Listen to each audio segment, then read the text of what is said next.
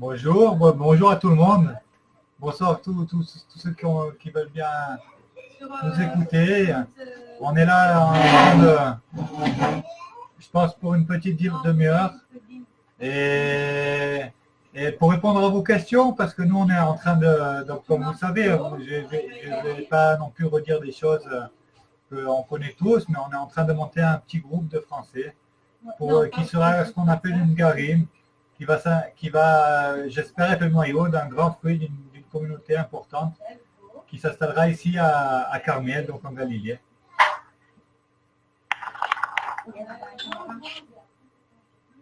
Alors là, ok, Sandrine Bitoun, ok. Bon, il y a des habitués là. Un peu, ouais. Bon.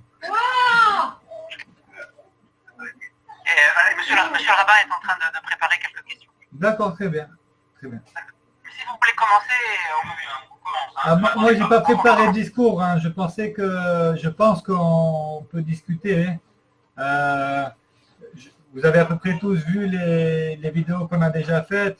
Donc, je ne voudrais pas faire de redite sur Carmel. Effectivement, je pense que Carmel, c'est une excellente option pour des gens qui sont un petit peu comme nous. Moi, je suis cuisinier, ma femme est policière.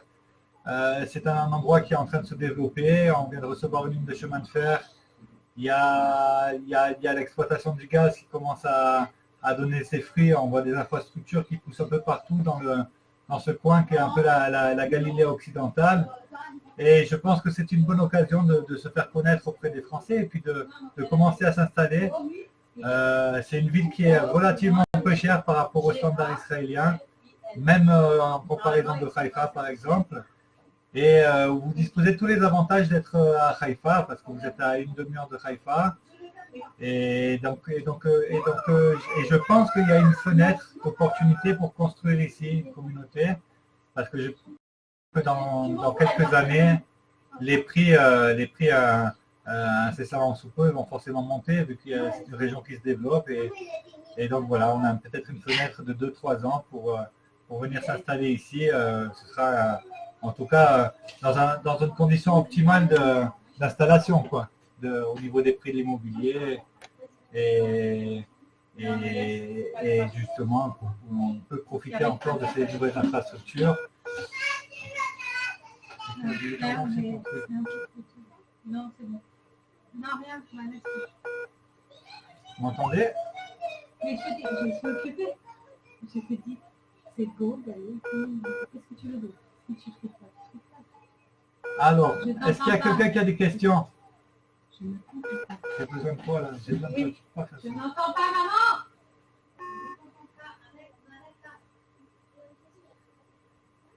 Audrey? Il faut Béred, je t'occupe de ça. Tout de suite, ok? Elle est dans mon lit.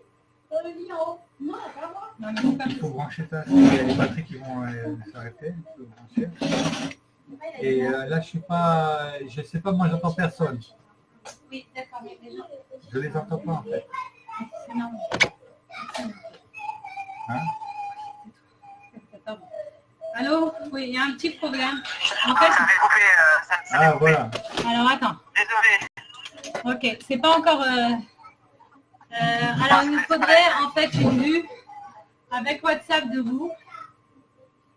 Ok.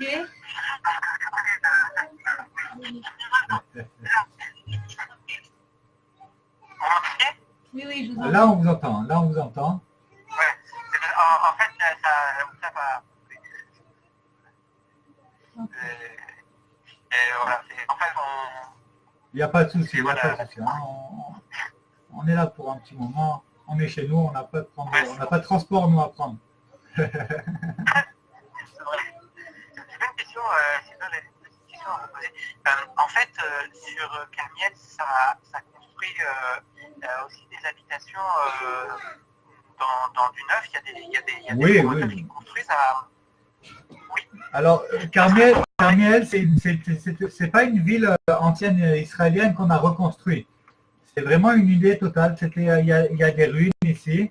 Ça a longtemps été une exploitation agricole.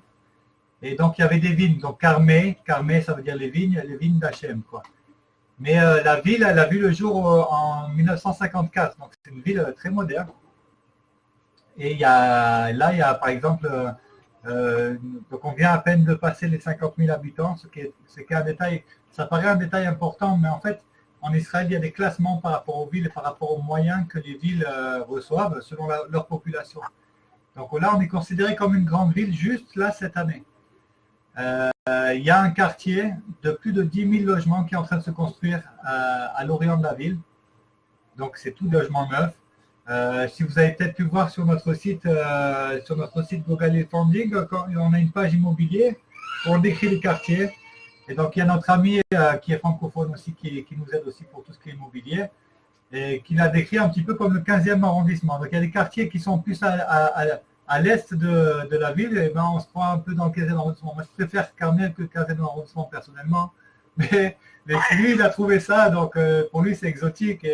Mais c'est moderne, c'est pas. Si vous êtes dans une vieille maison ici, elle a 30 ans. Quoi. C'est pas. Ah oui, c'est pas. Ouais, c'est pas énorme. Ouais. D'accord. Ouais, ça veut dire ça. En fait, quand tu dis que c'est du 15e arrondissement, parce que le 15e arrondissement à Paris, c'est riche, quoi. C'est pas. Voilà. Ici à Paris, 15e, c'est vraiment, c'est le, oui, c'est les grandes avenues, c'est le. Ouais. À l'échelle d'une ville de 50 000 habitants. Mais c'est vrai que c'est joli, c'est des beaux immeubles. Il ne faut pas croire que le Negev et la Galilée, ce sont les gens ont en tête l'histoire des Mahabarot où les immigrants arrivent et on les met dans le Negev, on les met dans les régions en développement. Le statut de région en développement ici, c'est parce que c'est un besoin national. Il y a un besoin national de développer le nord et la région de Haïfa.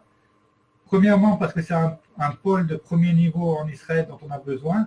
Et deuxièmement, parce qu'ils viennent de faire ces découvertes-là, donc au large de Haïfa, des champs gaziers et pétroliers. Donc ça amène énormément d'argent dans les infrastructures. Il y a un énorme besoin de renouveler ces infrastructures. Mais on n'est pas ici dans une région qui est déserte. On n'est pas dans une région qui est plus pauvre que les autres. Effectivement, bien c'est sûr que si vous allez au centre, à Tel Aviv, l'immobilier est plus cher et c'est plus riche. Mais ici, ce n'est pas une région pauvre, ce n'est pas une ville pauvre, Carmel. C'est une ville populaire, moyenne, et qui a beaucoup de charme. C'est pas une ville qui est construite comme ça, juste pour construire une ville et mettre de la population ici. C'est pas du tout le cas. Ouais. Marianne m'avait dit que ça ressemblait un peu, on pouvait la comparer un peu à Aix-en-Provence. Alors moi je suis de Nice. Au niveau de la situation, ça ressemble un peu à Grasse. Alors vous êtes en marée 1, vous êtes en bord de mer. Grasse, c'est là où il y a des roses. Les parfums et tout ça, voilà. Donc c'est-à-dire que vous êtes à une quinzaine de kilomètres de Acco, de Saint-Jean-d'Acre. Donc il y a les plages à une vingtaine de minutes. Et vous êtes un petit peu en hauteur. Vous avez les monts de Galilée. On est juste sur la fracture géographique entre la basse Galilée et la haute Galilée où on monte tout de suite sur Méron, où il y a le Rajvi, à Rabbi Shimon Bar Yochai. Et on a la chance là, il fait chaud, il commence à faire chaud. Et le soir, on a toujours un petit air frais comme ça. C'est un petit peu une situation de Piémont, quoi.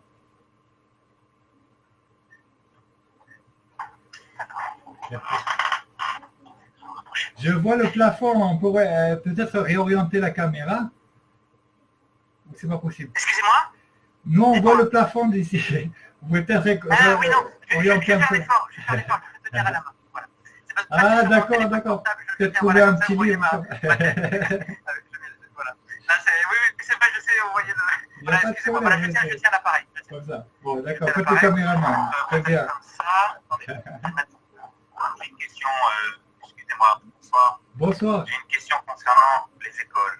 Je sais qu'on a déjà abordé le sujet, mais vous savez que le souci qu'ont les Français, c'est de trouver des structures suffisamment, on va dire, religieuses pour pouvoir continuer à transmettre aux enfants ce qu'ils ont reçu ici, en France. D'accord. Et les écoles juives ici sont plutôt traditionnalistes, voire religieuses.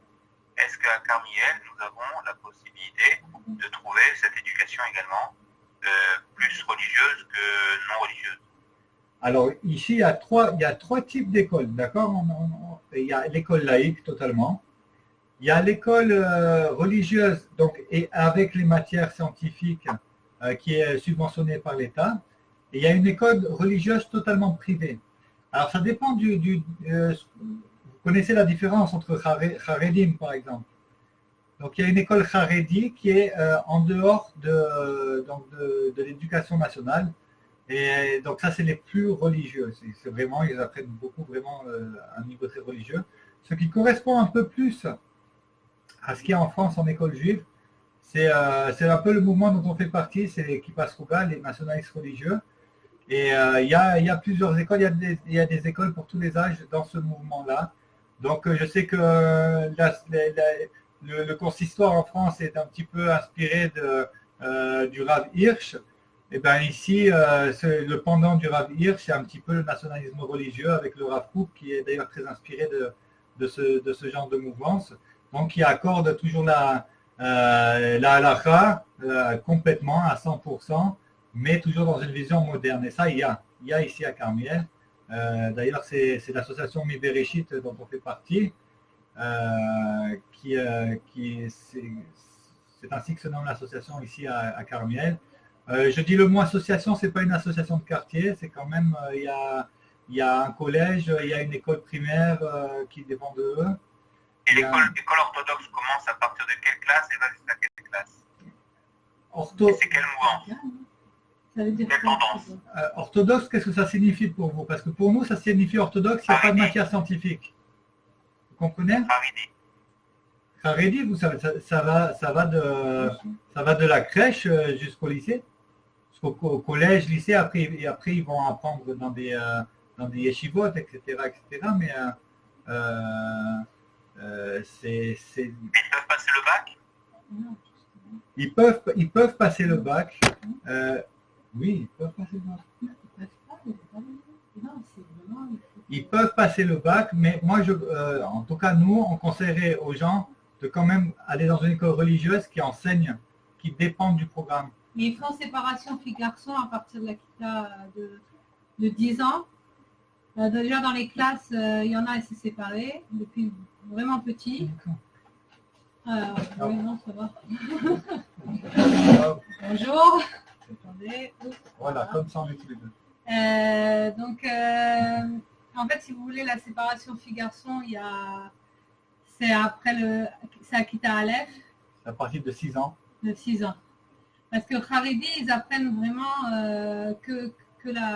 c'est beaucoup déjà, ils apprennent la Torah, mais ils vont pas... il y a des cours de maths quand même. Il y a des cours, mais très bas. Après, il y a ici, il y a différentes mouvances. Par exemple, il y a les écoles qui sont de ce qu'on appelle Bet Yosef, du Rav Ovadia Yosef, où ils apprennent des bases de mathématiques, des bases d'anglais, mais ce n'est pas suffisant par rapport à l'éducation, au ministère de l'Éducation ici, pour recevoir donc les fonds du gouvernement. Donc ils ne sont pas contrôlés, mais ils peuvent passer le bac. Certaines écoles, ça dépend vraiment des écoles où vous allez en fait. Combien de yeshivot il y a? Alors déjà, ici, il y a 2 collèges. Il y a des Lubavitch aussi. Il y a 3 collèges ici. 3 collèges, et vous m'avez dit un Lubavitch? Il y a un Bet Lubavitch aussi. Oui. C'est l'un des 3. C'est l'un des 3. Ok, je vous repasse, merci. Bon. Ok.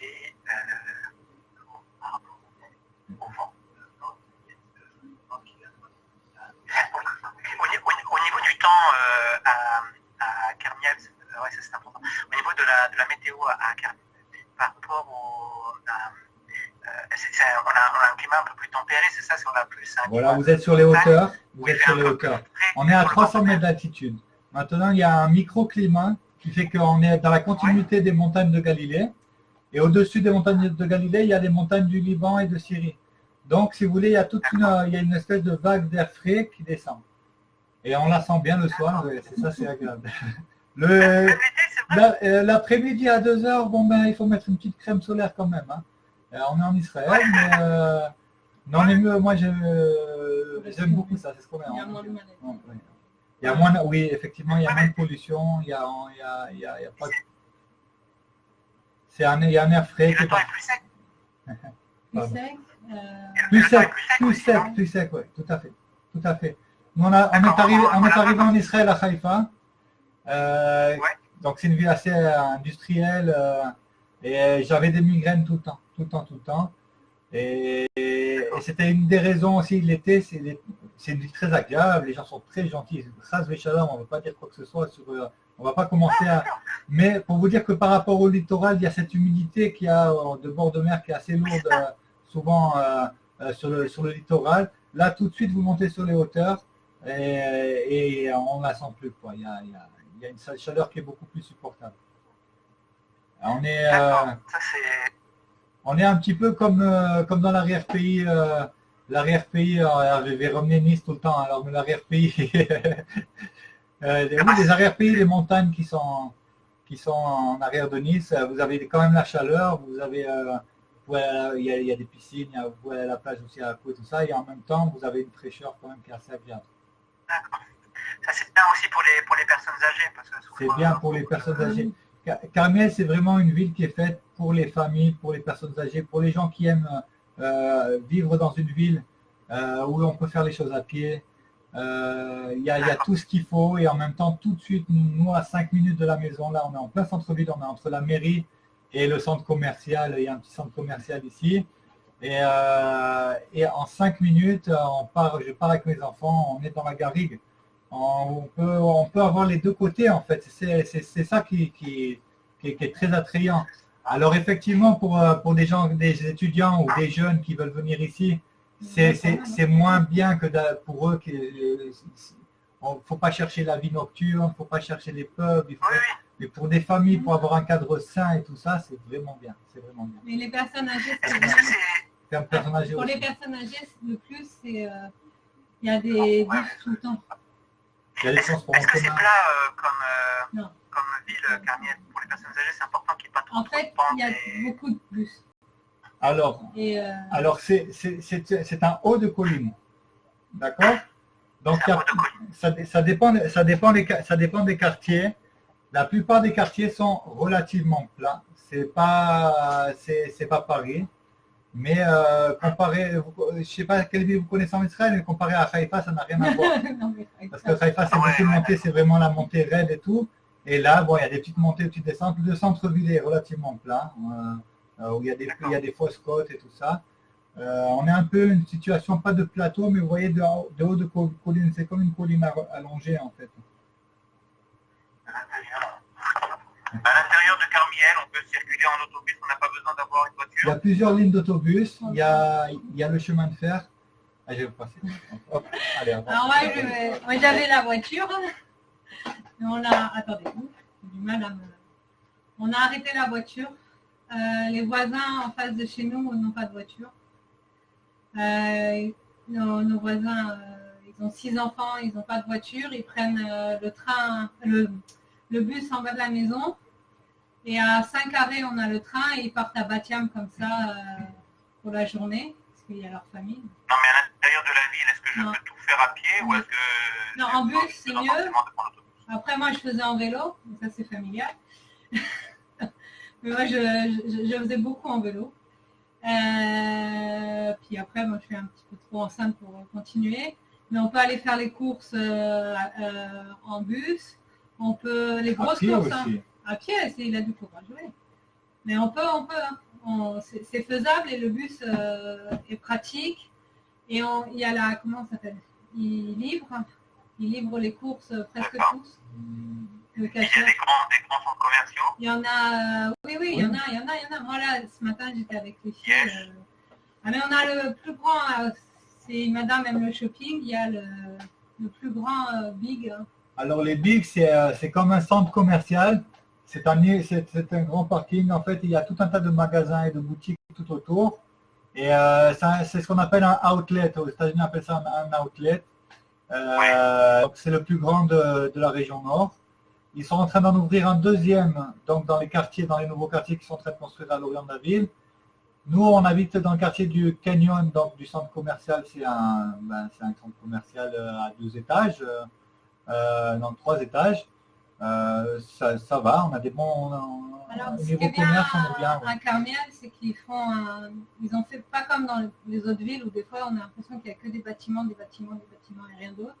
Là, ils ont fait des bâtiments, des maisons, un parc pour enfants et une petite placette. Et toujours à la placette, il y a il y a les co-patrolling, comment on dit ça en français, un centre médical, centres médicaux. des petits cafés et une petite marcolette.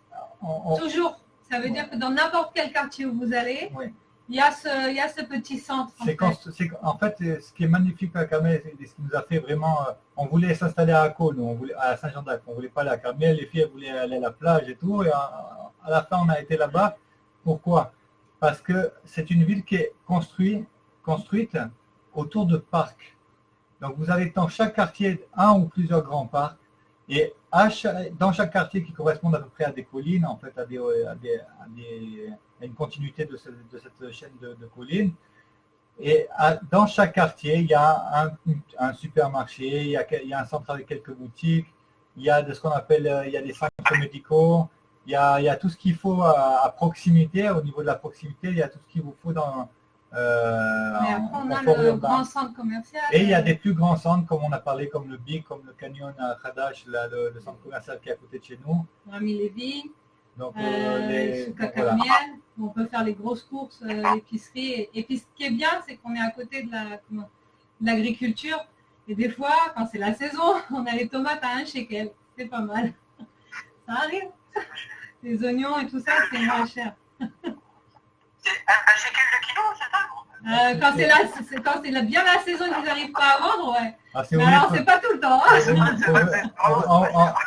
On vous le mettra sur WhatsApp. On vous mettra sur WhatsApp pour vous faire venir. Mais franchement, le tomate à 1 shekel, c'est un bon argument. Non, ça arrive quand c'est vraiment la saison, la fin de saison qu'ils doivent écouler parce qu'on est à côté.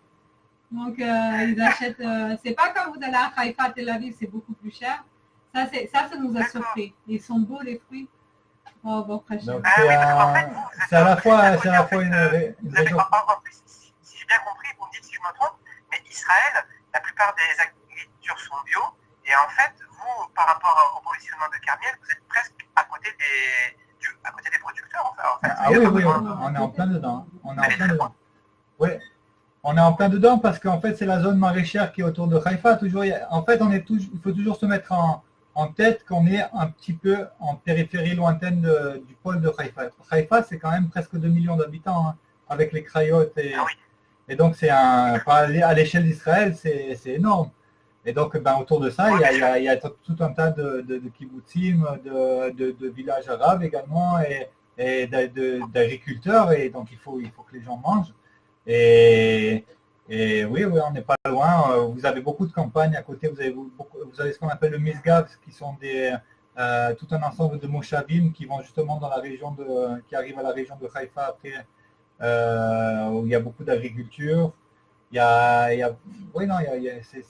très vert. En plus, ça ressemble, c'est un petit cachet de Provence en fait. C'est vrai que il y a des ruches à côté. On a les cigales.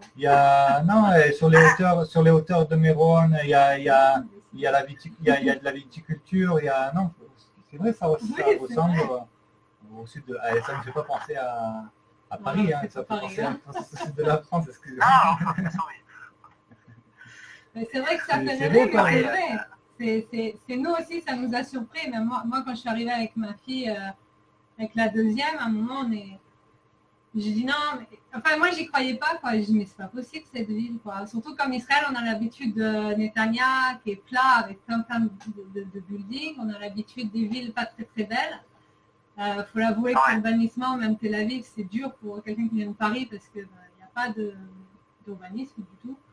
Et on arrive à Carmiel et c'est complètement différent. C'est rangé, c'est propre, les gens vous parlent. Il ne faut pas jeter un papier par terre, parce que là, c'est une ville, si vous voulez, qui a. Moi, je pense qu'on peut rendre hommage au maire qui s'en va. C'est le maire sortant, c'est Oudi Eldar. Il a quasiment monté cette ville. Il est resté 30 ans à la tête de cette ville. Il n'a jamais fait de compromission avec la rentabilité immobilière. Donc, c'est-à-dire qu'il a toujours eu un soin ici à ne pas faire des bâtiments trop hauts. À voir que quand on a une population avec des enfants, ben on met un parc, on met des jeux, on met tout ce qu'il faut pour que les familles soient bien. La plupart des choses de ces genres d'activités sont gratuites. Ici, à côté de chez nous, il y a un grand parc qui s'appelle le parc Amishpacha, c'est le parc de la famille. Il y a peut-être je sais pas, une cinquantaine ou 70 jeux, je ne sais pas, avec des parcours d'initialisation à la musique pour les plus petits. Il y a un mini-golf, il y a des bowling et tout ça, c'est gratuit, c'est à la portée des familles. Donc, c'est vrai que quand on arrive en Israël, c'est pour ça qu'on pense beaucoup que c'est une ville qui est bonne pour l'Alliance. Parce que quand on arrive en Israël... Excusez-moi d'intervenir au milieu. Oui. J'ai ce Shabbat reçu des gens qui habitent Haïfa. Oui. Et je leur ai posé la question s'ils connaissaient Carmiel. La réponse qu'ils m'ont faite était la suivante.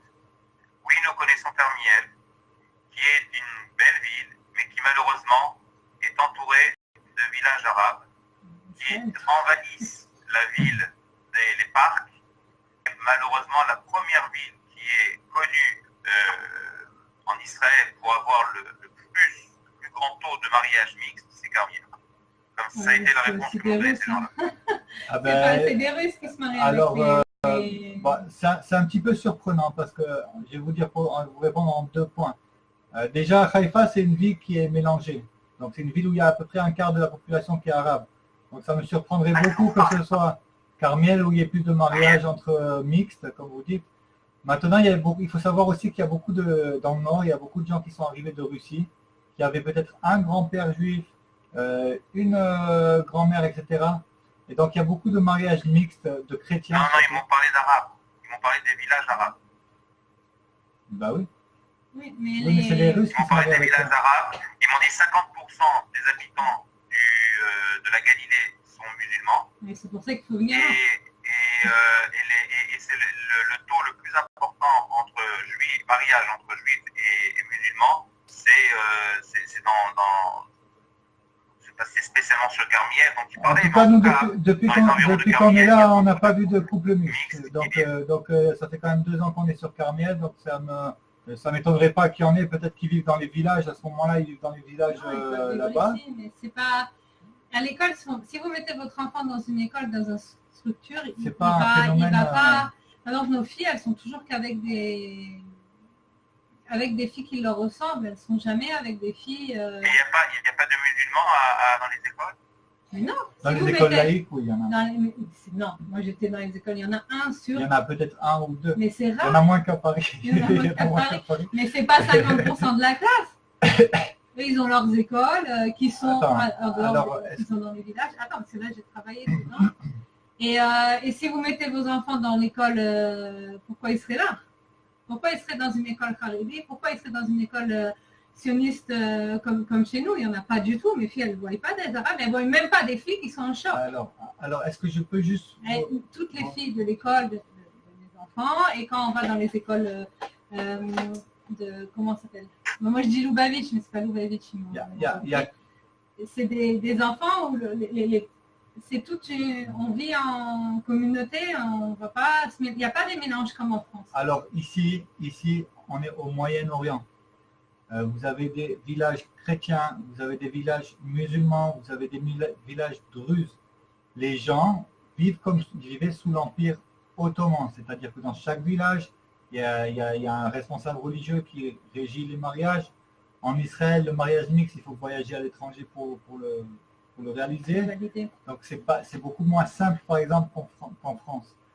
Deuxièmement, et ça j'y tiens beaucoup à informer les gens, la Galilée, et je vous l'ai dit l'autre jour au téléphone, alors c'est une région qui a 50% peuplée d'Arabes. Ce ne sont pas 50% musulmans, c'est 50% d'Arabes entre les Druzes, les chrétiens et les musulmans forment évidemment les 2 tiers de cette population. Les musulmans ici sont autochtones. Ce ne sont pas des immigrants qui arrivent par bateau. Ils sont là depuis plusieurs générations. Il y en a beaucoup qui se battent tous les jours pour Tsahal. Il faut savoir que la plupart des Arabes en Galilée, précisément en Galilée, et non pas dans la région de Jérusalem, et non pas dans le sud, la plupart des Arabes en Galilée ici font l'armée, défendent le pays. Vous allez travailler, si vous allez vous installer ici, il y a de grandes chances que vous allez avoir un plombier, un électricien qui vont être arabes, qui vont venir ici. Et les relations sont excellentes, elles sont très bonnes entre les gens, il n'y a pas d'animosité. Maintenant, le fait des mariages mixtes, déjà, j'en ai pas eu ma connaissance autour de moi, mais bon, nous on est assez... j'en ai pas eu connaissance autour de moi de personnes réellement. J'ai entendu qu'il y avait des mariages mixtes. C'est surtout le fait qu'il y a une forte population russe qui est ou super athéiste ou chrétienne. Et c'est beaucoup de mariages mixtes, souvent entre arabes chrétiens et des Russes. Alors après, c'est possible qu'il y a des gens qui se marient, mais je ne pense pas que des gens qui sont éduqués dans l'éducation juive, qui sont chômeurs, Shabbat, tout ça, sont très touchés par ça. C'est un phénomène qui touche tout Israël. Il faut savoir qu'à Netanya aussi, il y a eu aussi des mariages mixtes, il y a eu aussi des jeunes filles qui se font séduire et qui n'arrivent pas à savoir si c'est la peur peut-être que vous avez, parce qu'on ne fait pas la différence souvent entre un arabe et on se fait souvent embobiner. Attends, tu peux me laisser. Et on se fait souvent embobiner par des jeunes, et puis après, c'est des jeunes filles qui sont souvent prises dans les villages, etc. J'ai eu des articles, oui. Donc voilà, c'est des phénomènes qui arrivent ici en Israël, mais il ne faut pas faire passer des phénomènes qui sont quand même assez périphériques pour une généralité. Mais parce que les personnes qui m'ont répondu ce Shabbat avaient l'air d'être un peu extrémistes. Après, je ne sais pas qui c'est. Extrémistes, je ne sais pas. Non, que pour eux, c'était comme ça. Je ne sais pas, mais... Moi, qui travaille dans les écoles, la fois que j'ai vu des petits arabes, c'est dans les écoles pour autistes. Ce qui est normal parce qu'il faut bien les accueillir. Et comme en fait, c'est des écoles spéciales, il n'y a que 9 places pour l'école et qui prennent tous les villages alentours et que les parents, quand même, il y a un jour, il va y avoir le shalom ici. Et c'est là, et le petit garçon, il parlait très très bien hébreu. Oui, ils sont des Arabes. De toute façon, ici, c'est une région qui est mixte entre Arabes et Juifs. Par contre, on a la chance de vivre en paix. Il y a beaucoup aussi de gens qui sont venus du Liban quand on a quitté le Liban, donc des combattants de ce qu'on appelait Tzadal, l'armée du Sud-Liban. Qui font l'armée maintenant ici. Qui sont ici aussi. Donc, c'est une population qui est très diverse. On ne peut absolument pas comparer l'ambiance qu'il y a. Et je sais parce que mon beau-père habite à côté dans votre synagogue. L'ambiance qu'il y a dans le 12e, où vous vous baladez, où il y a une hostilité, où on va vous regarder de travers. C'est pas du tout, il ne faut pas faire un copier-coller. C'est pas du tout le cas. Le Shabbat, il y a beaucoup d'Arabes qui rentrent à Carmel parce que, en fait, il faut s'imaginer que Carmel, c'est comme une pizza. Vous avez une pizza, la moitié sud, donc c'est Carmel, de la pizza, et la moitié nord, ce sont des villages arabes. Carmel est un compromis qui a été fait de la sorte en disant les villages arabes nous donnent des terres pour construire une ville, pour nous développer, et en échange, Carmel, c'est un centre administratif et économique pour aussi la région, les Arabes de la région. Donc c'est une région qui est mixte, mais on n'est pas dans une séparation où on est dans l'hostilité, où il y a des dangers, où on a peur, etc. etc. C'est pas du tout les territoires ou quoi. C'est des Israéliens. Merci beaucoup. Okay.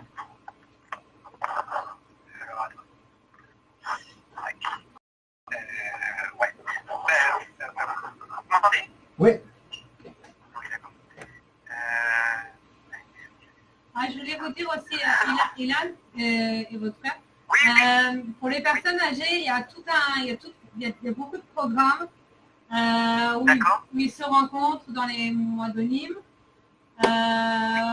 Ils vont à la bibliothèque, ils font des sorties ensemble, ils jouent aux cartes. Il y a des femmes, elles me disent je vais au Moadone. Moadone, comment on dit ça? C'est le club du troisième âge, mais ils ne veulent pas dire troisième âge. Oui. Et la journée, elles font des choses. Elles ne sont pas toutes seules. C'est beaucoup des femmes et elles ne sont pas toutes seules.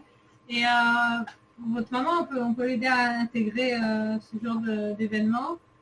Et donc, comme il y a des familles d'accueil nous, d'ici de Carmiel, qui veulent prendre en charge, on peut tout à fait vous mettre une famille d'accueil à peu près de l'âge de votre maman qui peut prendre et faire une nouvelle amie. Et elle ne sera pas toute seule à la maison. Il n'y a pas ça. Moi, les personnes âgées ici bougent beaucoup. Oui, parce que j'ai vu que dans d'autres, effectivement, j'ai vu que dans d'autres villes, il y a un peu plus de solitude pour les personnes âgées. Si on va dans les grandes villes, oui. Et ici, je ne sais pas comment votre maman elle se sent physiquement, mais elle peut faire du bénévolat dans les écoles. C'est-à-dire qu'ils viennent, ils s'assoient, ils parlent avec les enfants, ça aide tout le monde. Oui, parce que moi j'ai travaillé comme assistante maternelle, j'aimais beaucoup ça. Et je voyais des gens, parce qu'en fait en Israël, il y a un truc, c'est vachement important. Moi j'y tiens, c'est qu'en fait il y a des structures pour enfants handicapés ou enfants à petits problèmes. Et des enfants hyperactifs, des enfants hypersensibles, parce qu'ils veulent les préparer que quand ils arrivent en primaire, ils soient forts. Il n'y ait pas les... Et des fois, ils y arrivent, des fois, ils n'y arrivent pas. Et là, il y a besoin de volontaires pour s'asseoir avec eux dans le parc, pour discuter, dans le khatser, je ne sais plus comment on dit, dans la cour. Khatser, c'est le jardin. Ouais, voilà. Et ils aiment beaucoup ça. Et en plus, la personne... il y a une ambiance village. Ouais. C'est une ville, mais il y a une ambiance village. Et c'est ça qui, je pense, fait la différence par rapport à ce qu'on a vu, nous, en Israël, en général. C'est-à-dire que c'est une ville, mais il y a quand même une ambiance de quartier. Les personnes âgées s'assoient ensemble, elles tiennent les bancs. On les entend parler de notre jardin. On a un parc au-dessus de chez nous. Alors, on les entend parler. Voilà, et puis, il y a la petite qui sort de la maison et lui pose la question, qu'est-ce que tu fais là, et tout ça.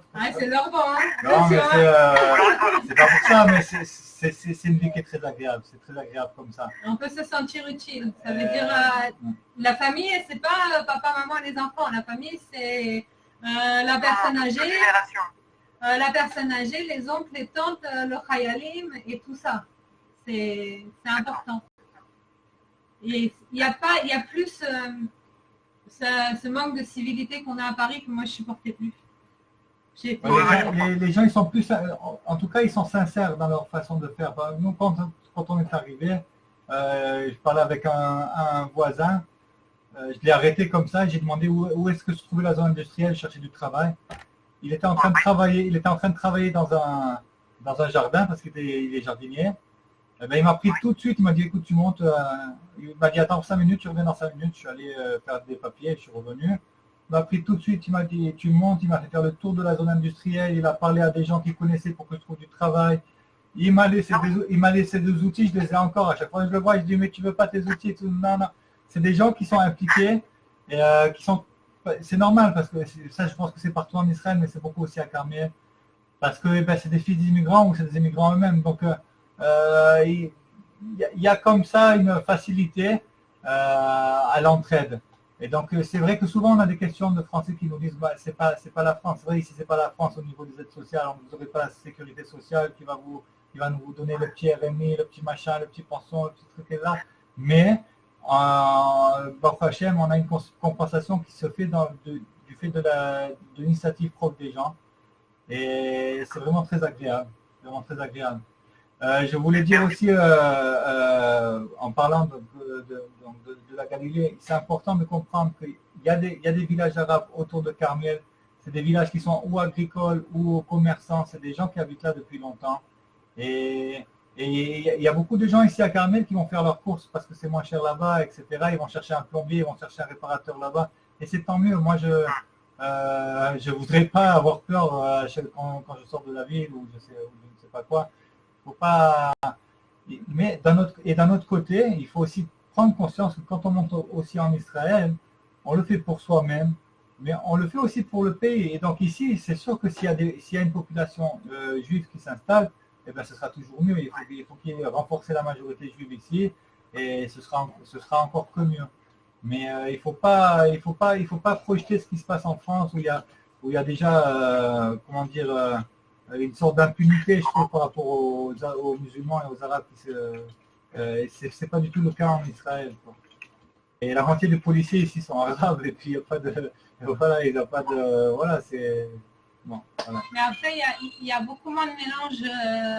Non, il n'y a pas de... C'est pour, pour monsieur le rabbin, il y a beaucoup... C'est pas un mélange en primaire, ils ne sont pas ensemble. Si votre enfant, vous le mettez dans une structure... Kharidi si c'est votre choix ou Kippa Sruga si c'est votre choix, ils ne seront pas mélangés. Qu'est-ce qu'un petit arabe il irait apprendre la Torah? Il va pas. Mais par contre, ce qui est très très marrant, c'est que moi, les petits que j'ai vus dans les écoles laïques, il y en avait une fois un, ils parlent super bien l'hébreu, ils connaissent et c'est quoi Shabbat, ils connaissent c'est très rigolo parce qu'en fait, on est en Israël, c'est notre pays et on est dans un pays juif et ils le savent. Enfin, ici, moi, j'irai pas, même à Akko, je me sens pas bien. La vérité, quand je vais à Akko, les Arabes, c'est pas la même chose. C'est plus agricole ici. C'est plus tranquille, mais le mélange de ce fait... Aujourd'hui, si vous vous trompez de route et que vous rentrez dans un village druze ou un village... Alors, excusez-moi, les druzes, c'est nos plus grands alliés. Si vous trouvez dans un village druze, le pire qu'ils vous font, c'est qu'ils vont vous faire manger. Parce que et là, non, les druzes, ils font l'armée. Les druzes, ils ont des mouvements de jeunesse. Et un village musulman? Village musulman, moi, j'ai jamais eu de problème ici. Dans le Haut-de-Galilée, j'ai pas eu de problème. Encore une fois, il faut pas... Est-ce que ça vous arrive d'aller faire les courses? Est-ce que vous pourriez éventuellement aller faire votre marché dans un village musulman? Bah oui, pour les légumes. Pas pour le fromage ni pour le vin, monsieur le rabbin. Mais pour les légumes. Pour les légumes, oui, effectivement. Réparer sa voiture, faire réparer sa voiture, il y a beaucoup de choses que les gens font dans les kfarim arabes. C'est une main d'œuvre pas chère. Et on vit ensemble, et ce sont des Israéliens. Ce sont pas des Arabes des territoires, ce sont des Israéliens ici. C'est pas la même chose. Et il faut savoir que si on habite ici, si on a la chance d'être arrivé ici, de profiter de toutes ces choses-là, il faut quand même dire les choses comme elles sont. Vous connaissez bien la Torah, vous savez que la Galilée, ça va jusqu'au fleuve Litani qui est au Liban. Donc à l'indépendance, il y a l'armée libanaise qui s'est lancée contre Israël. Et donc le plan d'occupation de l'armée d'Israël devait arriver à l'occupation complète de la Galilée. Et ce sont des tribus bédouines qui se sont quand même battues aux côtés des forces de la Ghana et de Tzal qui venaient de naître. Ce sont quand même des tribus bédouines qui se sont battues aux côtés des Juifs pour libérer la Galilée. Donc je ne dis pas, moi je ne suis pas quelqu'un d'innocent. Je ne me dis pas que si un jour on perdait la guerre, etc., je ne sais pas quel serait leur comportement, etc. Maintenant, il faut savoir qu'il y a quand même, il y a quand même beaucoup d'Arabes qui ont perdu leur vie pour défendre les frontières d'Israël. Il y a quand même beaucoup d'Arabes qui sont à l'armée. Et moi, je peux en parler parce que je suis ancien combattant. Donc, il faut pas. Israël, c'est pas la France. C'est un pays qui a ses finesses, qui a ses propres populations, ses propres us. Merci beaucoup.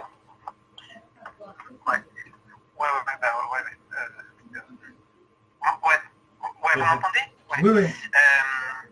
J'avais une autre question à vous poser aussi par rapport aux maisons de retraite. Il y en a 3, c'est ça, à Carmiel? Alors ça, c'est Mayan qui est plus au fait que moi, les maisons de retraite. Non, il y en a plus que 3, il y en a une grande. Il y en a une grande qui est une sorte d'hôtel autonome, c'est-à-dire que les gens ils peuvent y aller, ils peuvent quand même sortir et puis ils sont aidés au niveau médical et tout ça. Et il y a combien? Il y en a 3, non, je crois qu'il y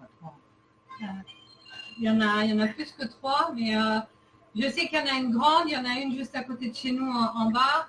Après, si vous voulez, je me renseigne, demain je vous dis. On peut se renseigner. D'accord. De toute façon, je serais... En fait, après, je ne veux pas forcément rentrer dans les détails, mais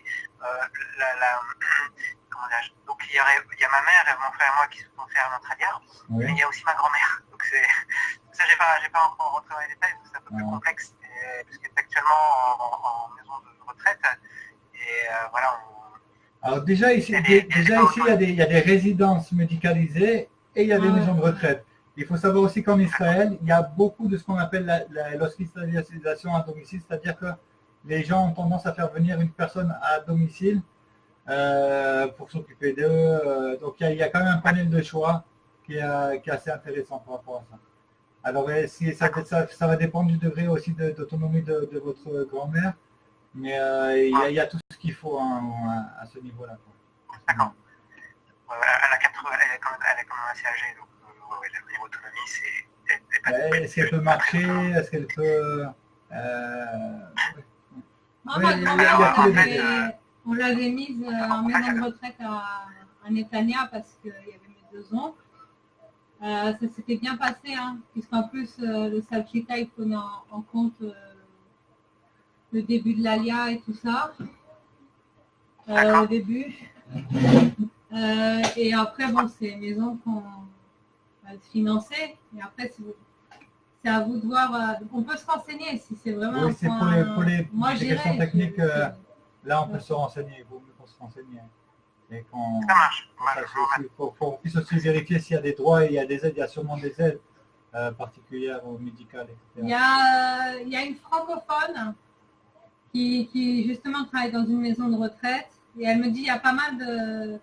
C'est beaucoup de Marocains. De francophones, oui.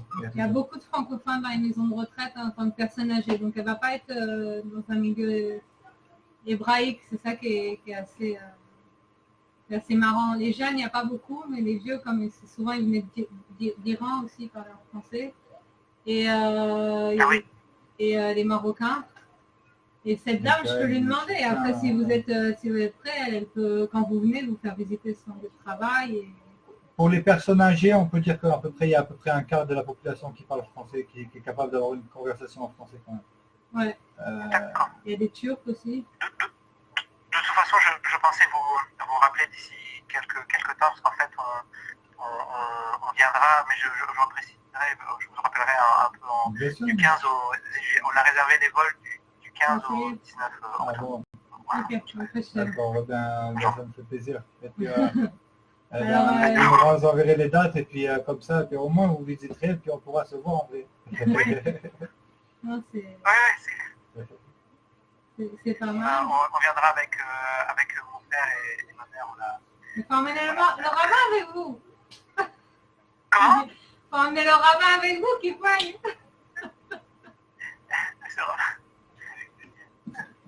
C'est vrai que ce serait intéressant que vous fassiez un tour. C'est vrai que c'est difficile de décrire par des mots, ou par des reportages, ou par des articles. Et il faut venir voir, je pense, aussi un petit peu.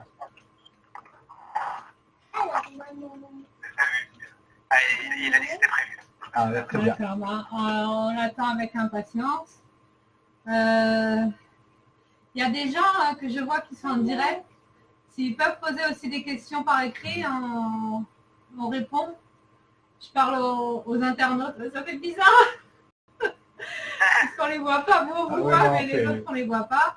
S'ils ont des questions sur le travail et tout ça, c'est aussi important. Il y a quoi? L'emploi, si vous voulez, on peut parler de l'emploi. Oui. En fait, sur l'emploi, moi j'avais des questions. En fait, nous, par exemple, mon frère et moi, nous, on est tous les deux plutôt dans la branche informatique. C'est très bien. En fait, si j'ai bien compris, autour de Carmiel, il y a beaucoup de... Si j'ai bien compris, il y a des zones industrielles, pas forcément de high-tech, mais ou peut-être c'est aussi de high-tech. Tout autour de Carmiel, je crois qu'il y a des zones industrielles qui recherchent des... Parce que j'ai même vu des annonces sur votre site.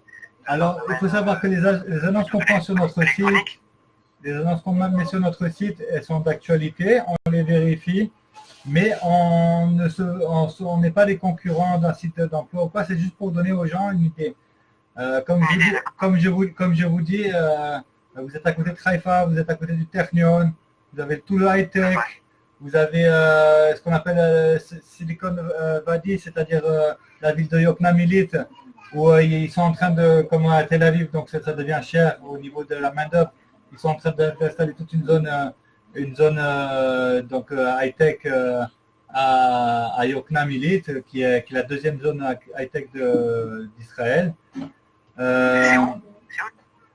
C'est aussi à côté de Haïfa. C'est aussi à côté de Haïfa. C'est à peu près à 20 minutes de voiture. C'est à peu près un quart d'heure de voiture d'ici, un quart d'heure, 20 minutes. À Carmiel même, il y a des entreprises informatiques. Il y a là sur un site qu'on regarde, donc nous on traduit souvent les annonces d'emploi. Là, il y a au moins trois ou quatre annonces cette semaine où ils cherchent sur Carmiel. Donc des informaticiens. Donc après moi je suis cuisinier, alors je vois que ça parle d'informatique. Mais je peux vous mettre même en relation avec quelqu'un qui est francophone qui peut vous aider à ce niveau-là. Si vous avez regardé les annonces sur mon site, il y a quelqu'un qui s'appelle Eli El Harar. D'ailleurs, il fait partie du groupe. Il fait partie du groupe de la Garine. Je ne sais pas est-ce qu'il est parti, est-ce qu'il est resté. Mais Eli El Harar, c'est donc un monsieur qui s'appelle d'une association qui s'appelle Onenoshi. Il m'a dit, dès que tu as des gens, tu les fais venir et je m'occupe d'eux. Donc ça lui tient à cœur. Et c'est des gens qui sont très bien connectés.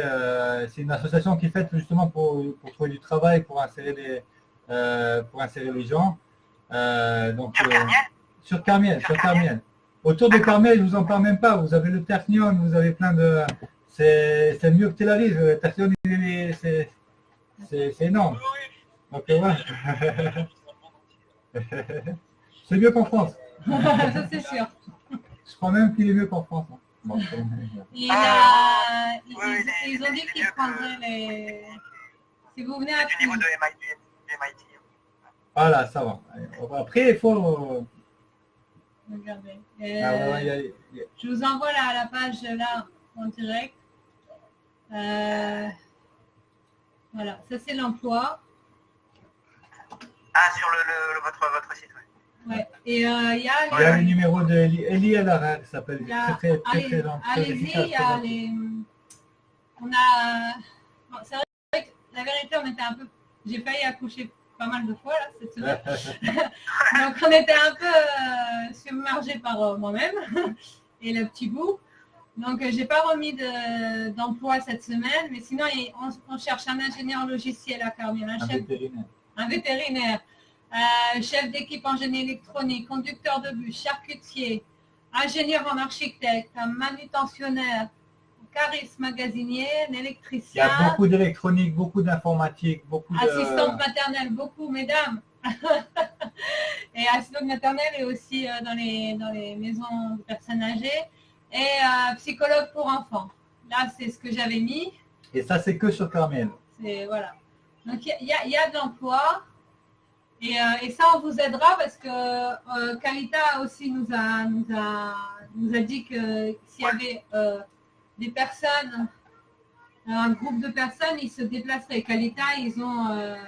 oui, puis on a d'ores et déjà un engagement ferme de la mairie. C'est-à-dire que le Onenoshi, donc ce monsieur qu'on appelle Eli El Harar, donc je me suis assis avec lui et son directeur, il va prendre les Français ici, il va les intégrer. Il va c'est comment dire, à la carte, on va dire, au cas par cas. Et donc c'est un appui qui est assez important. Donc là... En fait, moyennant parce que j'imagine que ça, il faut le faire, donc moyennant peut-être les 5-6 mois d'Opan, en hébreu pour être bien à l'aise avec compter un an. Autant qu'on peut à l'aise avec faut compter un an. Plus peut-être la possibilité aussi de faire une formation professionnelle, parce que en fait ce qui peut se passer, c'est que de manière générale quand on vient en Israël, on n'est pas forcément au courant des besoins en emploi d'Israël et souvent le fait de faire une formation professionnelle pour pouvoir se recadrer ses compétences par rapport aux attentes du pays. C'est très important. Les Israéliens, donc ceux qui sont dans les emplois compétitifs, tous les 2 ans ils font des formations. C'est pas j'ai fait mes études, j'ai fini, je fais carrière. C'est tous les 2 ans ils font des formations, ils s'arrêtent. Comme ici il n'y a pas beaucoup de vacances, alors les gens et souvent comment dire, il y a 5% de chômage ici. Surtout dans le secteur informatique, c'est très tendu, donc c'est très recherché. Il y a beaucoup de pression. Donc les gens souvent changent d'emploi et profitent pour faire une formation, etc. etc. C'est pas des gens qui font des études et qui... c'est pas du tout anormal d'avoir 50 ans ou quoi, puis de faire des études. Là, ici, les gens, constamment, ils font des formations. Et Et le Misrad Akita, en plus, il vous paye une formation quand vous êtes au Lechadash. À hauteur de 7 000 shekels. Ouais, une formation gratuite sur les 10 premières années. Vous avez le droit à une formation professionnelle. Sur les deux premières années. Ou en tout cas payée.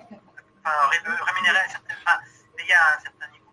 Ah, c'est pas gratuite, mais... Oui, il y a des formations rémunérées ici, donc mais c'est moins développé qu'en France. Il faut savoir, après, dans l'informatique, je ne connais pas votre branche. C'est soit vous êtes capable de travailler en anglais et en français peut-être à l'occasion ou dans une langue étrangère, et vous êtes travailler pour des entreprises qui exportent des services ou des solutions logicielles, etc. Et donc vous pouvez trouver du travail là-dedans. Comme Mayan, elle a travaillé pendant 6 mois dans un site de jeu, par exemple, elle a animé une page en français. Soit vous voulez faire en hébreu, et là ça prendra du temps, il faut travailler l'hébreu. L'hébreu, c'est pas l'ulpan minimum, c'est en l'ulpan minimum, il vous permet d'aller voir le docteur, il vous permet de vous déplacer, il vous permet de faire des choses de base. Mais l'hébreu, ça s'acquiert et ça met du temps, ça met beaucoup de temps. Maintenant... Donc en fait, ce que vous me conseillez, c'est que peut-être dès à présent en France, on essaye de maximiser votre hébreu. L'hébreu. Étudier même les parachutes, tout ce que vous pouvez en hébreu directement sans la traduction. Essayez de... Vraiment, c'est un point important parce que quand vous allez arriver ici, l'ulpan, il se fait par degrés. Donc, si vous pouvez directement intégrer un ulpan d'un niveau plus élevé, vous allez sortir avec un niveau suffisant pour travailler. Bon, maintenant... Ce qui veut dire que professionnellement, on verra sur place. D'abord, maîtriser... L'important, c'est la langue et la formation. Oui, tout à fait. Il faut se préparer quand on fait l'ALIA à vivre de manière frugale pendant 2-3 ans. C'est frugal, c'est vous payez du moment où on paye son appartement, où on se paye à manger, où on arrive à trouver des écoles correctes pour les enfants, c'est gagné, c'est le but. Il ne faut pas se mettre des objectifs où je vais vivre comme à Paris. Alors, je souhaite ça à tout le monde, je souhaite ça à tout le monde d'arriver et puis d'avoir une idée géniale et de faire fortune, etc. Mais il faut vraiment se dire que l'ALIA c'est quelque chose, je ne veux pas dire difficile, mais c'est intense. C'est très intense, il faut s'y préparer et c'est difficile par moment. Parce que des fois même on entend une langue étrangère toute la journée, nous on a été formaté à la française, c'est des mentalités différentes, alors il fait chaud, etc. et on cherche du travail, c'est intense. Ça il faut s'y préparer, il faut s'y préparer. Attends. Et nous on veut surtout pas, faut pas croire qu'on est payé par qui que ce soit. Moi, mon poste dans l'association Bereshit, c'est de m'occuper d'enfants et de faire un programme sur les 70 ans d'Israël et je tourne dans les écoles. Ils ont eu la gentillesse de m'accorder quelques heures pour aider les gens à venir ici à Carmel et on va vous aider, on va aider tout le monde. Mais on n'est pas là pour vendre du rêve. C'est difficile de faire l'ALIA. C'est très glorifiant aussi d'un autre côté. On se sent très bien parce c'est que Hachem il nous donne, en fonction du travail qu'on a à faire, il nous donne la batterie, c'est pareil. On se sent avec plus de patates, on fait plus de choses. Mais il ne faut pas négliger ce fait-là. Vous ne croyez pas que c'est une vacance et puis on va arriver là et puis au bout d'1 an, on va se débrouiller. Vous allez travailler pendant 2-3 ans à des niveaux, vous commencez en bas d'échelle et puis après il faut remonter tout simplement. C'est un pays d'immigration. Voilà. Oui, bien sûr. Et ça, de toute façon, on ne s'attendait pas à avoir en termes de travail. Franchement, par contre, la qualité de vie, moi, je peux vous dire que la qualité de vie, par rapport à Paris, même ici, avec des tongs et un short, et puis un petit Coca-Cola, on est bien. Au boulot comme ça. On peut aller au boulot en tongs et en short. Non, sincèrement, moi, ça m'irait très bien. En fait. Un petit Coca-Cola le soir, un petit peu à manger, le Shabbat, un peu de viande, on est bien. Ça, moi, je suis dans le jardin. Voilà. C'est ça que j'aime. Et c'est vrai que moi, j'aurais eu du mal à rester dans une grande ville, donc personnellement, à rester dans une grande ville, parce que c'est vrai que c'est beaucoup plus dur de se sentir dans le stress constant, même ici en Israël. Donc c'est vrai que le fait d'être dans une ville où il y a du vert, où justement il y a beaucoup de choses gratuites pour les enfants, où il y a beaucoup de parcs, si vous voulez vous promener avec votre mère, avec votre mère aussi, vos prochaines. Ça fait partie du package et un petit peu des contrepoids à cette difficulté de faire l'ALIA. Et ça, quand même, c'est ça qui nous paraît idéal là-dedans. Ce que je voulais dire, excusez-moi de vous couper, avec l'IGNAT, on a vu essayer de faire un programme où en fait les gens viendraient à l'Ulpan et une ou deux fois par rapport à leur force et ce qu'ils peuvent faire, ils feraient du volontariat l'après-midi, où on n'a pas encore vu parce qu'on n'a pas le groupe, mais les gens seraient intégrés dans une entreprise ou dans quelque chose de la mairie ou dans une association, même avec un niveau Aleph, pour pouvoir échanger comme il y a dans les kibbutz. Bon, en fait, c'est des jeunes dans les kibbutz. Hein. Le matin, ils sont à l'Ulpan et l'après-midi, ils travaillent. Mais ça, c'est super. Alors, oui, mais comme c'est bon, on peut pas, les gens, c'est pas la même chose, on serait une ou deux fois par semaine. Et après, c'est, par exemple, certains seraient dans les bureaux médicaux, si par exemple, s'ils ont des connaissances. Certains peuvent être à la mairie pour d'autres choses. Mais, le travail, c'est important pour apprendre. Oui, comme ça, vous êtes avec les Israéliens, parce qu'il y a l'hébreu qu'on parle, il y a l'hébreu qu'on apprend quand on est petit au Talmud Torah, mais il y a le slang. Et le slang, c'est quelque chose. Et il faut le savoir, parce que des fois, il y a des gens qui ne parlent que comme ça, en argot. Le travail en lui-même, ça nous parle. Ouais. Le travail, c'est un Ulpan. C'est pour ça que tous les grands, ils ressentent une sorte de chute comme ça quand ils viennent en Israël. Parce qu'on fait des travaux de base. Quand on n'a pas un bon niveau d'hébreu, ben on va dans les supermarchés, on va dans les usines, on fait des travaux de base. Mais ça, c'est un Ulpan. Et c'est très important. Ça apprend la mentalité, ça apprend à connaître aussi Israël, les infrastructures, comment marchent les choses. On demande à ses collègues comment tu fais pour avoir telle ou telle chose à la sécurité sociale, comment tu fais pour avoir un avocat, qu'est-ce que je fais, j'attaque, il ne me paye pas, là. Et ça, c'est un vrai Ulpan et on a besoin de cette période-là pour s'adapter. Alors c'est une période où on ne gagne pas beaucoup d'argent et tout ça, mais c'est une période qui est très formatrice au niveau de... Et on se fait des amitiés aussi. Hein. Et on se fait des amitiés, on fait des connaissances. Ouais, on fait quand même... L'amitié va très vite en Israël et si vous, par exemple, vous travaillez, même si ce n'est pas notre branche, mais votre hébreu, il n'est pas encore assez grand pour aller dans votre branche, vous pouvez vous faire des super copains. Nous, on est arrivé comment dans Bereshit? C'est qu'à Adar, déjà, à Haïfa, je suis devenue copine d'une femme rabbin, la femme d'un rabbin, M. Picard. Et elle nous a pris sur notre aile. Et dès qu'on a été à Carmière, elle ne m'a pas dit, mais elle a appelé. Parce qu'en fait, c'est des choses qui vont ensemble, c'est des garines qui vont ensemble. Et elle les a appelés en disant, voilà, c'est une famille qu'on aime bien, qu'on a aidé, qui nous aide aussi, parce qu'il faut donner aussi. C'est-à-dire, il ne faut pas tout prendre. C'est-à-dire, si vous savez, par exemple, faire quelque chose, ou même si vous êtes informaticien et que vous allez réparer gratuitement les ordinateurs d'une famille, ça va faire boule de neige. On dira, ces gens, ils sont bien. Quand votre mère, elle aura besoin de quelqu'un, ça sera plus facile. Je comprends. Bien sûr. Voilà, il faut donner et vous recevez 10 fois plus. On ne peut pas dire. Ça va nous changer. Moi, c'est comme ça, je le sens. Qu'on peut pas moi, je sens non, comme ça. Vraiment, Nous, on se sent bien, mais après, on n'est pas non plus matérialiste, on ne veut pas le 4x4, on ne veut pas la piscine. Ce que je voulais dire, c'est que ça va nous changer par rapport à... Ça va nous changer par rapport à... Alors. En termes de relations entre les gens. Il y a une proximité. Il faut savoir que la communauté qui passe Rougain, donc sioniste religieuse, donc comme l'a dit Maya, nous on ne savait même pas qu'ils avaient parlé de nous quand on est parlé à Carmiel, quand on est arrivé à Carmiel. On a reçu des gens qui venaient toquer à la porte, on ne les connaissait pas, ils nous apportaient des gâteaux, ils nous apportaient des sacs. On a reçu une table, on a tout un salon, on a tout un tas de choses.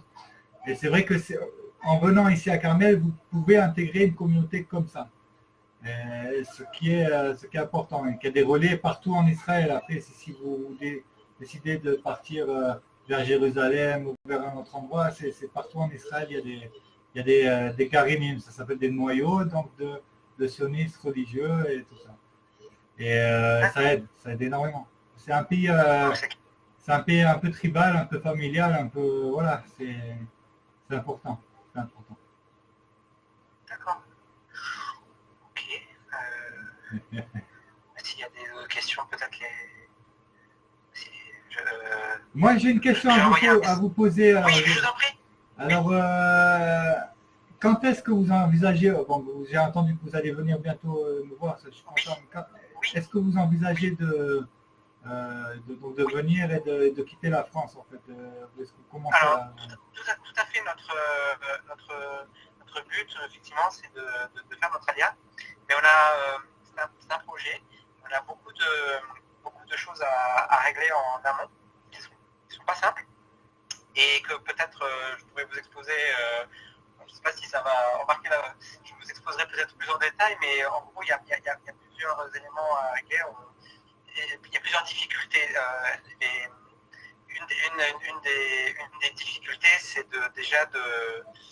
donc c'était par rapport à ma mère, mon frère et moi, ça c'est pas trop compliqué. Alors, nous on a des statuts un peu par. Alors, je mélange tout. Alors, déjà, mon frère et moi, on est Katin Roser. On est Katin Roser, c'est-à-dire qu'en fait, on est arrivé très jeune en France et on est nés tous les deux à Nahariya. On était tout petits. Ensuite, ma mère et ma grand-mère sont touchées à Roser. Elles ont vécu à Nahariya. Et donc, voilà. Puis après, nous aussi, on était touchés à Roser. Nous aussi, on est. Et ça change des choses. Nous aussi, on était Toshav et Roser et ça change des choses. C'est-à-dire que nous, on est passé devant un Vaad, donc une réunion, ils se sont réunis à l'agence juive pour nous renouveler les droits de Olé Hadash. On a eu les droits de Olé Hadash pendant 1 an. Donc, on a eu moins de droits que les Olim Hadashim. Bon, c'est comme ça. Ouais. Peut-être que ma mère et ma grand-mère, eux, auront des droits à peu près de votre niveau, puisqu'elles sont parties d'Israël en 1977. Toshav Roser. À peu près 41. Ouais. Donc peut-être qu'ils auront des droits un peu particuliers. Et certainement qu'ils vont renouveler le statut de Olé Hadash, mais en général, ils renouvellent pour 1 an. Après, il y a des exemptions d'impôts, il y a plein de choses. C'est un peu au cas par cas. Tout ça, c'est très bien. Il y a des choses aussi. On a fait des articles aussi sur notre site parce qu'il y a des aides pour s'installer en Galilée. Il y a des tas de choses. Mais maintenant, il faut faut pas voir que ça. Ça, c'est la cerise sur le gâteau. Ce qui se passe ici, c'est que dans le Nord, il y a un développement, il y a un boom, et que on a une fenêtre d'opportunité pour s'installer ici, qui ne va pas durer très très longtemps. Et à mon avis, il faut en profiter. C'est pour ça qu'on se lance dans cette communication-là. Il faut en profiter. Après les aides, on va toujours louper une aide. Nous, quand on est arrivé à Haïfa, on n'était pas dans le bon groupe.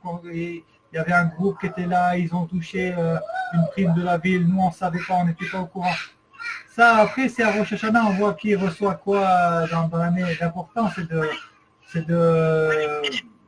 savoir qu'il y a un terrain qui est favorable ici. Bien sûr, mais de toute façon, lorsqu'on a pris cette décision, on n'avait pas regardé les aides. On savait que par rapport à ma mère et à ma grand-mère, elles n'auraient pas grand-chose. Voilà, et que nous, ce serait, on aurait quelque chose. Mais bon, voilà, on ne s'était pas basé là-dessus. Le fait d'avoir visé Carmiel, c'était sincèrement par rapport aux 2 vidéos que vous avez faites et puis les discussions que j'ai eues avec Mayan et puis cette discussion qu'on a là, c'est-à-dire qu'en fait, après comme vous avez décrit la ville, etc., c'est un cadre qui vous ça ressemblait un peu à ce qu'on cherchait. Et ça ressemble carrément à ce qu'on cherchait. Et puis même, alors, effectivement, les aides, c'est une chose, mais le fait que par exemple l'immobilier c'est pas cher, que les prix sont moins chers, ça incite. Moi, on n'avait pas une grande spécificité à aller à. On cherchait on cherchait pas ça du tout. Nous, ce qu'on voulait, c'est rentrer en Israël. Donc en fait, vraiment, on vous attend très ferme. Nous, en fait, ce qu'on essaie, c'est de nous rendre les choses les plus aisées possibles pour venir. Voilà, mais ah oui, non, mais c'était pas à travers votre question, peut-être qu'on mettra la vidéo en ligne ou quoi, donc j'essaie de répondre aussi à des questions qui pourraient être posées ou que les gens peuvent penser. Donc c'est pour répondre aussi un peu de manière générale. En Israël, j'aimerais aussi à titre purement informatif, Israël c'est un pays de droit britannique. C'est pas un pays de droit latin comme en France où la loi c'est la loi, vous avez droit à ça.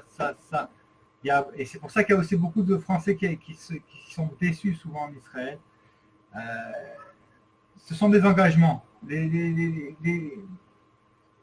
La loi n'est pas fixe, c'est un juge qui, si vous avez besoin d'un litige avec qui que ce soit, c'est le juge qui va trancher selon sa logique, selon ce que vous allez lui raconter.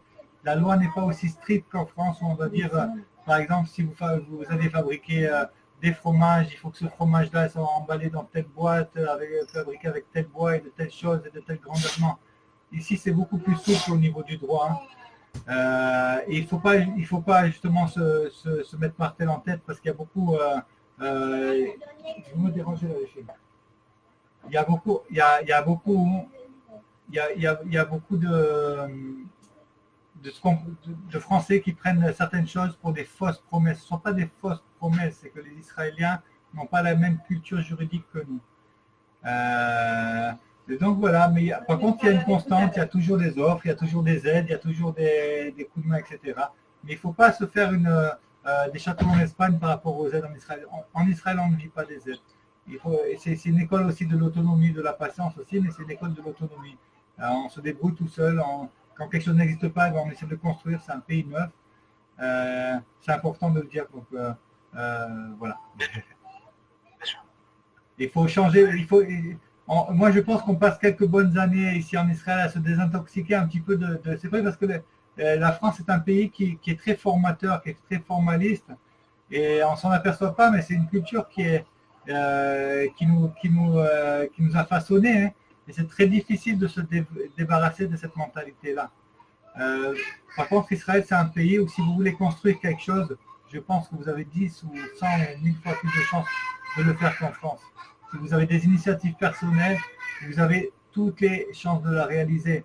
Et les gens, parfois, même si ce n'est pas inscrit dans la loi, eh bien, ils vont vous dire, ah ben j'aime bien ton projet, eh ben, tu sais quoi, ton dossier, je vais le mettre de côté, je vais le faire passer, je vais bouger le monde entier pour que ton dossier à toi, il passe, même si tu n'es pas dans les petits critères et les petits trucs. Donc, voilà. Alors, je peux vous parler d'un projet, et si vous pouviez m'aider à le concrétiser, ça serait pour moi vraiment un rêve. Il s'agit de créer une école avec, à l'intérieur de cette école, apporter des animaux qui vont donc grandir et dont les enfants auront comme responsabilité de s'occuper de ces animaux. C'est ce que j'appellerais une thérapie grâce à l'animal. Ça se fait en Israël, ça se fait. Il y a déjà des... Oui. Il y a, par exemple, vous avez surpris même ma petite qui est à la crèche. Ils ont leur petit coin, ils ont leur petit jardin, ils font pousser des légumes. Ma deuxième qui est à la maternelle, ils ont eu un petit lapin. Mais autour de ça, c'est très possible et c'est surtout ce que je vous dis, monsieur le rabbin, c'est quelque chose que les Israéliens aiment, ils apprécient. Ils apprécient comment dire, toutes les formes de bien-être. Je peux avoir une aide de la part de la mairie de Carmiel qui me donnerait éventuellement, je ne sais pas quoi d'ailleurs, pour commencer à créer ce genre. Alors là, je vais vous passer Mayane. Hop, c'est la... qui s'y connaît, hop là. Changement de chaise. Oui, alors à Carmel, il faut savoir qu'on a quelque chose d'extraordinaire, c'est le Kfar Eladim, où il y a des enfants en situation bateau, où les parents n'assument pas. Et ils se retrouvent dans des foyers, en fait c'est des maisons d'enfants, il y a un vrai couple avec leurs vrais enfants qui vivent là, plus jusqu'à 14 enfants. Ça leur fait pas peur. Hein. Dans la même maison. Et à côté, il y a un petit zoo. Rien ne vous empêche de venir avec votre projet, de le développer. En plus, si vous avez des idées, on peut vous mettre en relation parce qu'il y a beaucoup de notre Keila qui travaille là-bas en tant que parents. Et c'est tout à fait possible à faire. Alors, je ne sais pas quelle direction prendre, si vous auriez une maison à tenir et petit à petit, avec les animaux, faire comment ça s'appelle, une péoula. Comment on dit en français une péoula? Une activité spécifique. Ça, je ne sais pas, mais c'est possible parce qu'il y a les animaux, il y a les enfants. Maintenant, je pense que, franchement, moi, je vous invite à venir. Je pose la question aux gens qui s'occupent du village d'enfants. S'il y a, par exemple, quelqu'un qui serait plus susceptible. On a une amie, Edva, qui est française, qui a fait son diplôme, elle travaillait à Ganenou d'ailleurs, qui a fait son diplôme spécial éducation spécialisée. Il voulait la garder. C'est-à-dire que son mari, lui, n'était pas très, très chaud. Donc, ils n'ont pas pu le faire parce qu'il faut que votre dame, elle soit d'accord. C'est un projet assez lourd. Et pour pouvoir être dans le village et faire après comme vous voulez faire. Votre projet d'école, c'est quelque chose en Israël, oui, ça marche. Les Israéliens sont tous sauf formalistes. Donc, à partir du moment où ils voient que ça fait du bien aux enfants, que c'est quelque chose qui est bon, c'est le pays de Georgetown, c'est le pays de... il y a, par exemple, comme on est touché dans notre famille par le handicap, vous voyez des handicapés partout en Israël travailler. Et il n'y a personne qui, quand il passe dans la rue, qui va détourner le regard ou qui va se sentir mal à l'aise. Il y a quelque chose qui est très très fort à ce niveau-là. Et pas que pour le handicap, souvent pour les enfants qui ont vécu un traumatisme ou qui sortent de milieux difficiles. Il y a beaucoup de rapprochements avec les animaux, avec les chevaux particulièrement. Il y a une ferme de chevaux juste à côté. Ça se fait et ça paraît pas du tout bizarre ou quoi que ce soit. C'est quelque chose qui fait partie de la culture ici en Israël et qui serait très bien reçu, en tout cas. D'accord. Merci. Une question par rapport à... J'avais lu au niveau psychiatrie, psychologie, tout ce qui est logothérapie, Viktor Frankl, recommandé par le mouvement Lubavitch. J'avais lu qu'en fait c'était beaucoup aux USA et en Israël, tout ce qui est logothérapie. Victor. Alors on va se renseigner là-dessus. On va se renseigner là-dessus. Là, c'est sûr. Il y a beaucoup de mouvements. Les Israéliens ce sont des fous de médecine alternative. Ils croient même plus en la médecine alternative que d'autres choses. Donc il y a des tas de mouvements, des tas de méditation, le tai chi. Oui, il faut savoir que l'acupuncture elle est remboursée par la sécurité sociale, les massages, voilà, il y a un côté, oui, donc il y a toute une foule de choses et on n'est pas du tout au courant de ça. Donc peut-être si vous pouvez nous l'écrire cette question, ce serait super. Oui, écrivez-la nous, on va la chercher. Parce que toi, tu as été à l'école, tu as été aussi dans une école. Moi, j'étais dans l'école alternative de Redman. J'ai appris les massages et à côté il y avait une copine à moi qui fait la médecine chinoise. Ils font de l'herboristerie. Ils adorent ça. Hein. C'est normal. Ils ne peuvent pas aller chez le médecin. Je comprends. Oui, voilà. Non, mais bon, après on a un petit problème avec les médecins. Nous, on est dans l'aloe vera, on plante l'aloe vera. On tombe à l'aloe vera, ma fille elle se fait piquer à l'aloe vera. On se soigne tout à l'aloe vera. J'ai un peu de publicité, j'ai un copain qui habite Hadera, qui s'appelle Franck Simon. Lui, il fait des séances de sujok. C'est quoi les sujok? Ah ouais, vous allez nous faire une rubrique là. On va vous engager là dans le site, vous allez nous faire une rubrique là, c'est sûr. Non mais ça marche. Enfin, moi quand je fais des massages aux femmes et ça fonctionne. Il y a des gens, ils me rappellent. De Haïfa, on me disait, est-ce que tu as une plage? Je dis, je suis un peu enceinte, mais Alors, on a des coquines aussi ici. Ils sont censés être connus. Non, et non, et je ne suis pas d'accord. Non, non, non. Des raids? Non, elle dort. Allez, va dormir dans le demi-tard. Allez. Excusez-moi.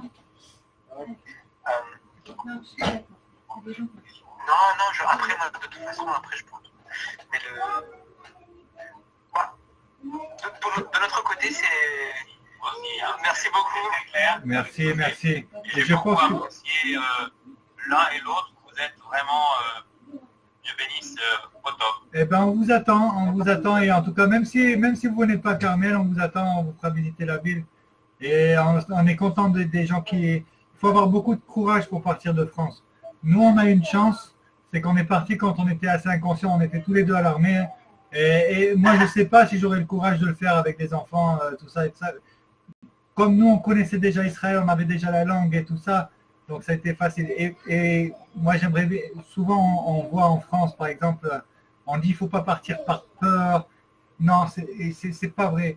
Il faut beaucoup de courage pour partir en Israël. Il faut beaucoup de courage pour quitter son pays, pour aller à un endroit. Mais ça en vaut le coup, en tout cas.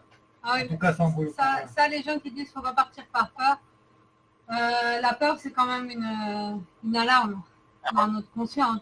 Vous avez un lion qui vous court après, il ne va pas dire arrête de courir, il ne faut pas avoir peur. Quoi.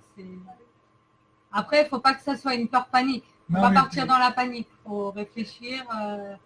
C'est même dans la Torah, Abraham, Avinu, il nous lui a dit quand même l'air lecha, et il fallait qu'il s'arrache même d'Irak, de Babylonie. Alors j'imagine de France, c'est difficile de partir. Mais je pense que c'est l'avenir, surtout il faut penser à ses enfants, il faut penser à l'avenir, il faut penser à son avenir, de ne pas toujours être étouffé. Là, je me disais peut-être que je vais partir là en France et tout ça. Il y a un ami, un collègue de travail qui me pose la question. Oui, j'ai ma tante qui va partir en France, elle ne connaît pas, elle veut visiter Paris et tout. Et je me suis retrouvé à lui raconter ah, mais il vaut mieux pas qu'elle mette trop de signes distinctifs et tout ça. Et je me dis ouf, je suis content de ne plus être là-dedans. Et c'est une libération, c'est une vraie libération. Et ça vaut tout le déclassement économique qu'on a pendant les quelques années où on galère et tout ça, mais ça vaut le coup, ça vaut le coup. Et l'avenir des Juifs, il est en Israël. Excusez-moi, mais je ne pense pas qu'ils soient en France, ni en Allemagne, ni en Alors, préparez-nous la place, on arrive. Elle y est la place. Elle y est la place. Franchement, il y a beaucoup de gens, quand on leur dit ce qu'on fait, on a quand même été voir la mairie, on a quand même eu des contacts avec le ministère de l'intégration et de l'immigration. On a été voir des associations ici sur Carmel. On a des relations avec plusieurs communautés religieuses, c'est-à-dire qu'on n'est pas ni Kippas Ruda ou sionistes religieux. On a des relations avec des gens qui sont des Lubavitch, on a des relations avec des gens qui sont plutôt Haredim, on a tout. On est en train de faire quelque chose, on est en train de faire tout ce qu'il faut pour accueillir des gens. Maintenant, il faut qu'ils viennent, les gens, mais en tout cas, on est prêt là et ça va être de mieux en mieux. Et je pense que ici, c'est quand même, il faut savoir que Carmel se situe sur le territoire de la tribu de Asher. Alors, il y a quand même un certain bonheur à vivre ici et vous allez le voir et on vous attend de pied ferme. Merci. Alors, Bisrout Hachem, qu'on puisse bientôt monter et qu'on ait de merveilleux terrains avec plein d'oliviers, puisque c'était aussi la richesse d'Hachem. Bénissons, hein. À bientôt. Oui, merci beaucoup. Merci. Vous êtes tous les bienvenus. Merci. Sylvain, Mayan, merci beaucoup. Merci. Et puis n'hésitez pas s'il y a des questions plus techniques, à les envoyer par écrit et nous, on va les vérifier parce qu'on ne peut pas tout savoir, mais tout ce qui est questions et tout ça, on est vraiment ouvert. On est là pour ça. Merci Ilan pour le côté technique. C'est pas moi qui aurais pu faire cette consultation. Merci Marianne pour la technique aussi. Pour les indications, parce que je n'aurais pas trouvé. Donc, j'arrivais pas. Merci beaucoup. Bonne soirée. Bonne soirée à tous. Au revoir. Bonne soirée. À bientôt. Au revoir.